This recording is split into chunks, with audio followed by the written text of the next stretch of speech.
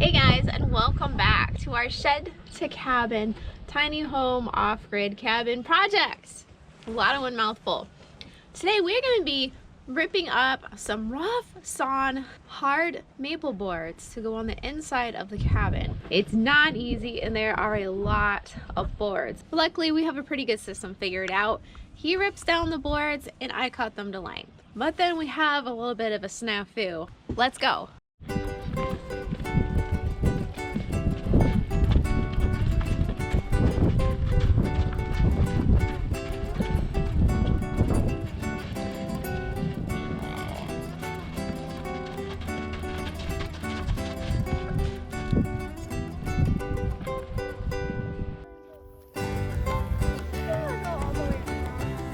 It appears so.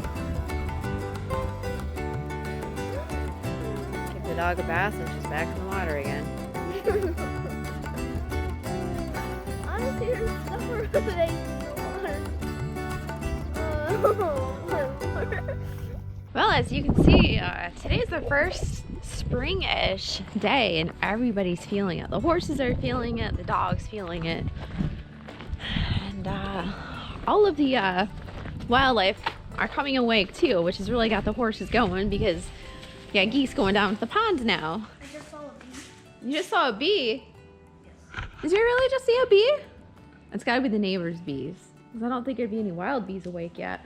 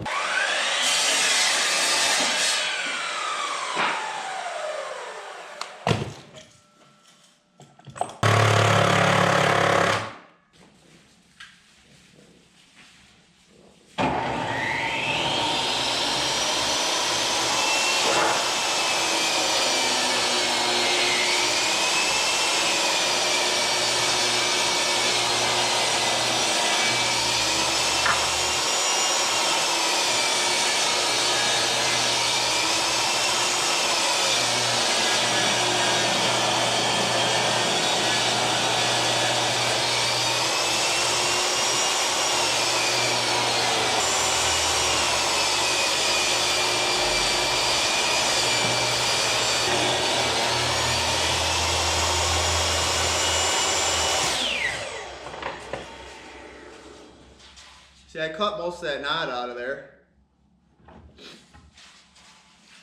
Watch how brittle is where that knot was. I only cut about 1 inch off.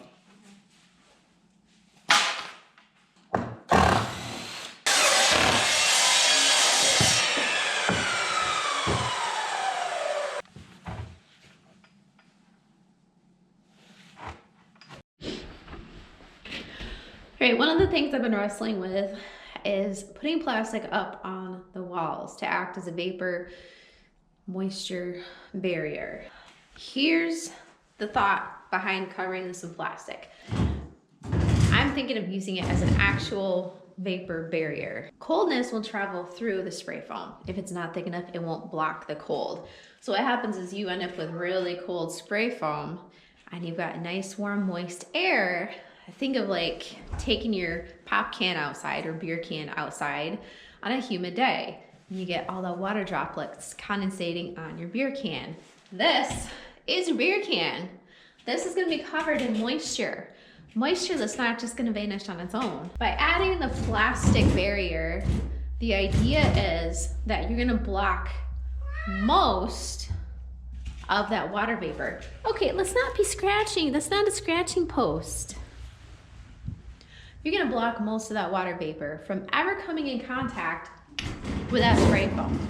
But hopefully, the cat doesn't go crazy and make a mess. Oh, don't even think about, oh my gosh. Really? How are you gonna get down from there? Tut. All right, well, let's get started on that plastic then.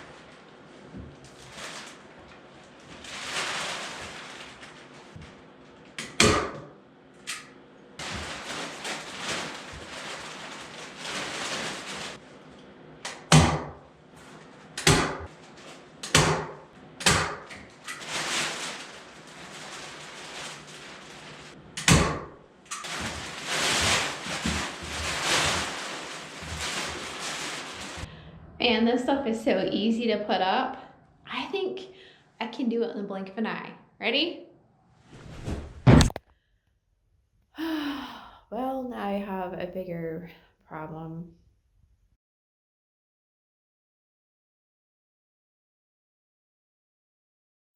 So if I put it right here, and I kick that, sorry, I'm on my phone.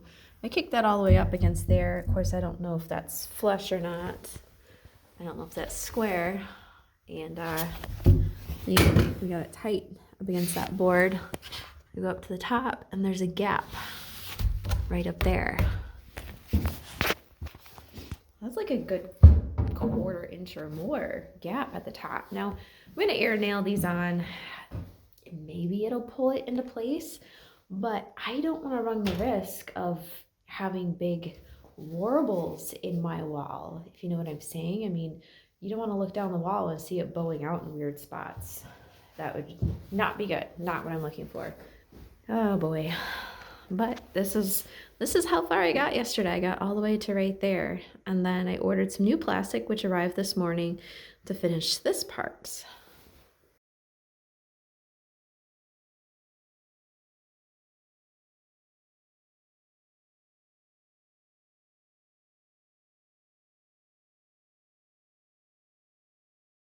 We're gonna be hammering out some boards. Yeah, so let me show you what we got done yesterday. That much right there, that's all we got done. Yeah, so they're not 100% perfects. All right, you're not gonna be able to put these guys butt to butt and have a perfect line. It's just not gonna happen with this setup. You need an actual real table saw. Now, I've got a couple warped boards on the very, very bottom. See those big guys down there? And then there's a little guy. Pretty much the entire bottom row is warped. That's a big problem because that's a lot of wall space right there. Hopefully I won't need them. And that was my fault because they were all tightly packaged together. And then I cut the straps off the top. And they were just sitting there for like 2 months with the strap off the top in the barn, which condensates. If you guys have any ideas on how to straighten those boards I don't know if I can soak them in water and then like park something heavy on them. I'm really grasping for straws on here. If I could save them, I really would love to. I can't even cut strips down off those things because they're so curved. There's no way I can use them for anything.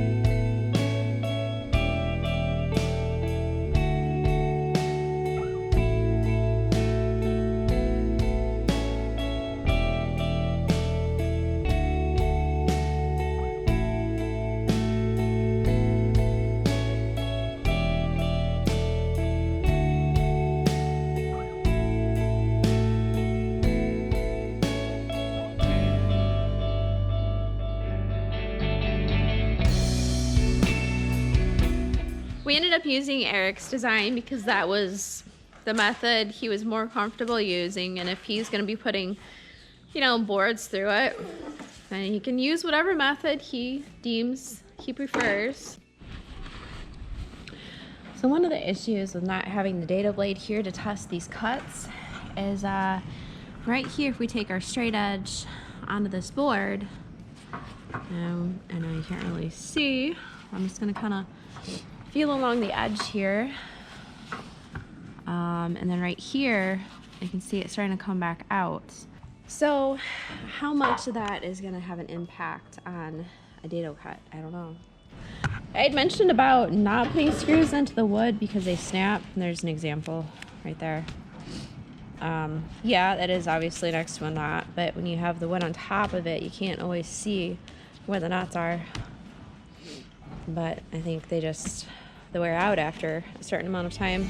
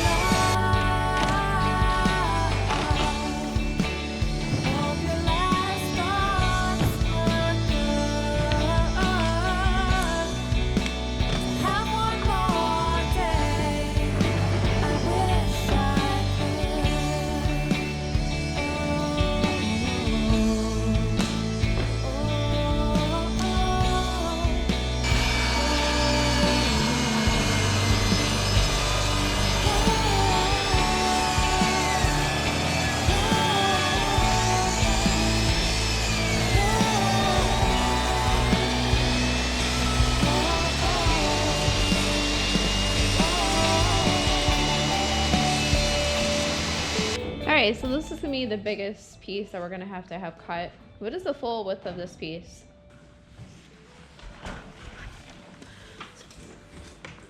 Just under 14. Oh, okay. So it's not gonna stay 14 because it's gonna need some So off. we attached this straight edge board to this board to give us a straight edge, and then we'll flip it and cut it again. Is that your paint respirator?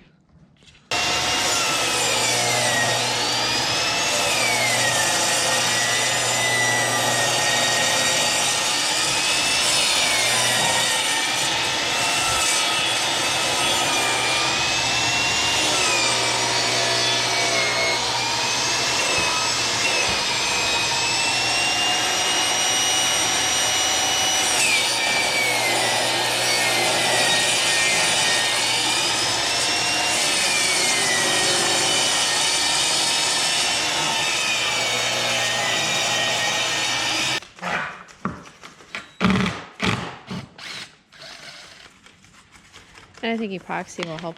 Oh, that one broke too? Mm-hmm. That one break? Mhm. Yep. Need 2 more. 4 more. So then we end up with these fun little screw heads sticking out. You know, I didn't have one break yesterday. That's weird. Maybe it's the warmer temperatures today that are just affecting the wood. Maybe it's absorbing more moisture.